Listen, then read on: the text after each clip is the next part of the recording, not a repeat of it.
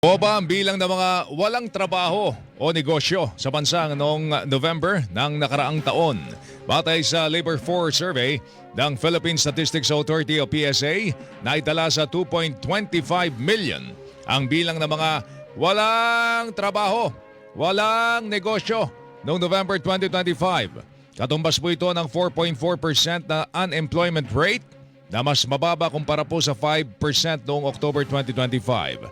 Gano'n pa man, mas mataas po ito kumpara sa naitalang 3.2% na unemployment rate kumpara sa kaparehong buwan noong 2024. Bumaba naman ang employment rate o yung antas ng mga Pilipinong meron trabaho sa 95.6% noong November 2025 kumpara sa 96.8% noong November 2024. Bumaba din ang bilang ng underemployed na aabot po sa 5.11 million.